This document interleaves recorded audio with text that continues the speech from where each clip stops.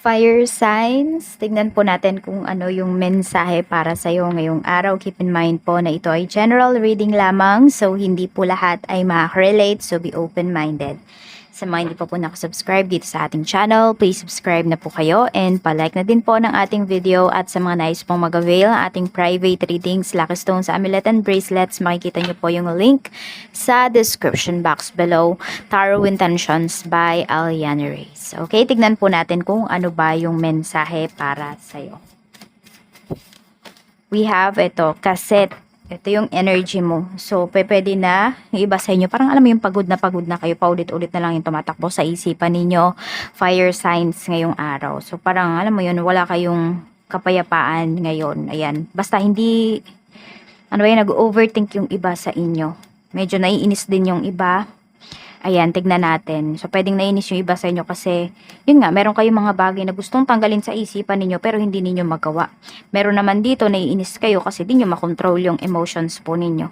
Okay, tignan natin. So, meron kasing pabalik-balik na scenario sa isipan po ninyo. Basta na-frustrate ka, mas yun yung nararamdaman ko dito. So, tignan po natin. Pagdating naman sa iyong family, kamusta? Spirit guide, kamusta naman po ang family ni Fire signs, Aries, Leo, Sagittarius, ngayong araw na ito.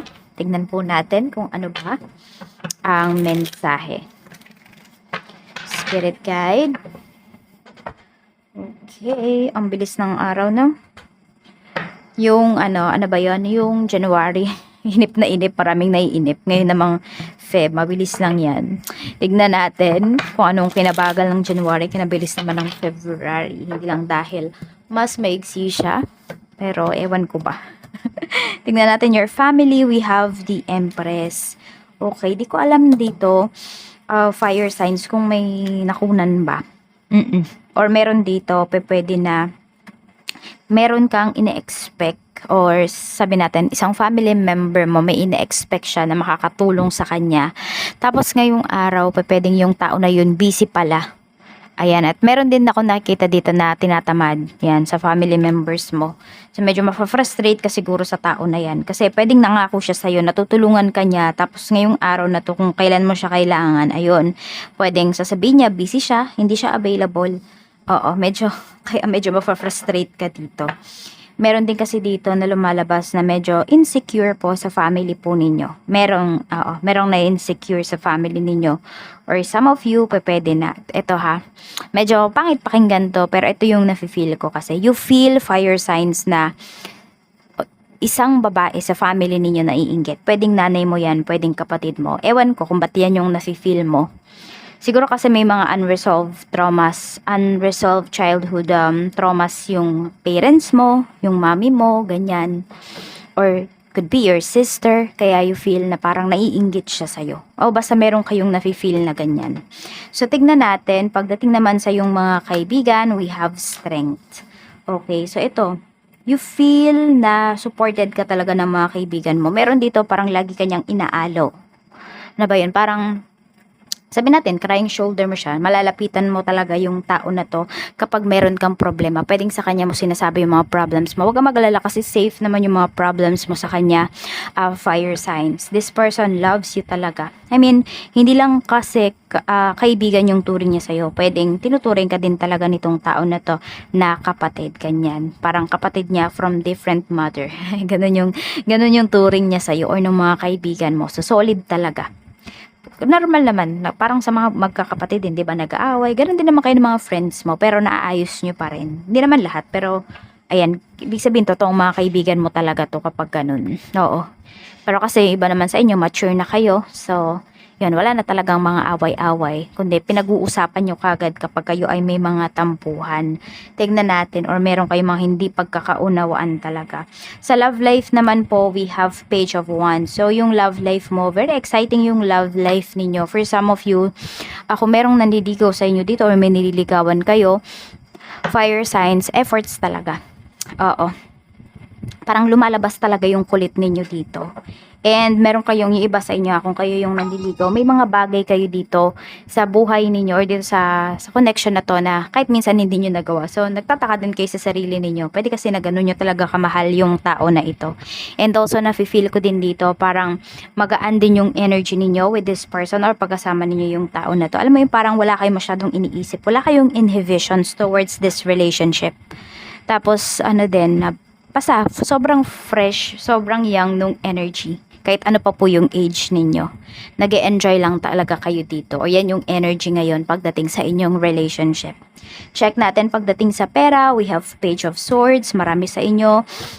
Fire signs. Ang dami ninyong naiisip na. Kunwari, gustong ibenta.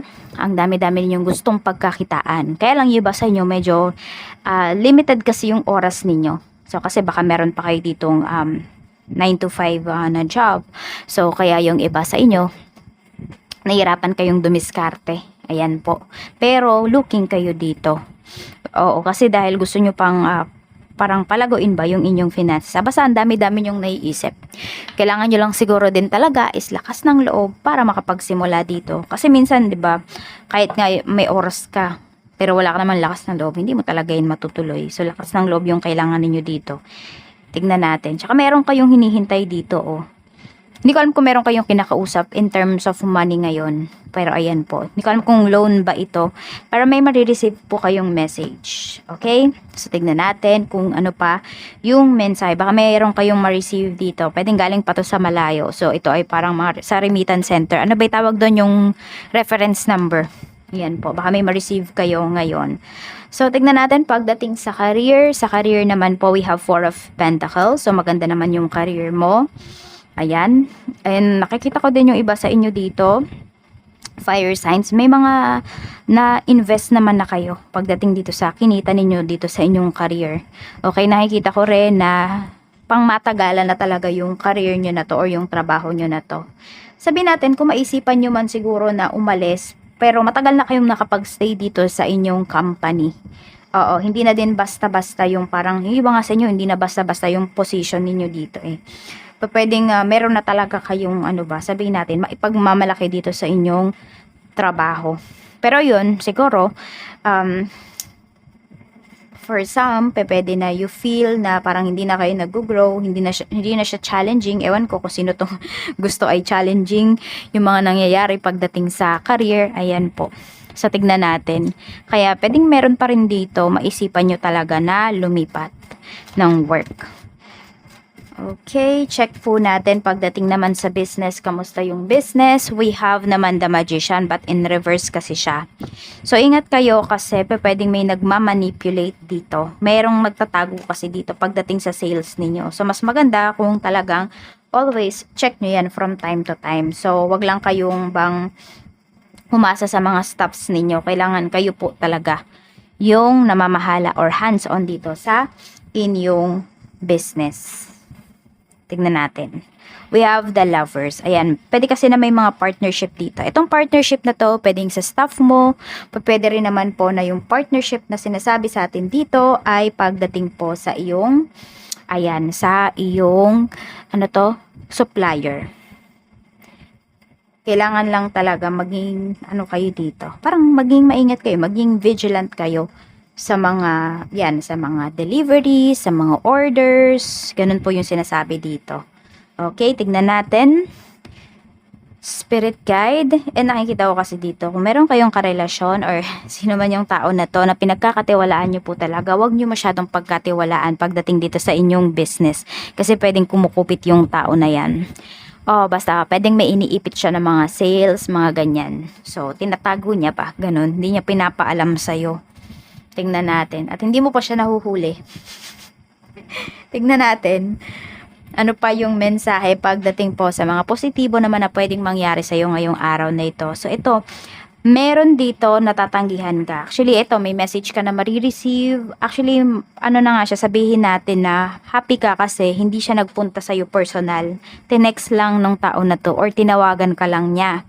So, ang mangyayari is, dali kang makakatanggi.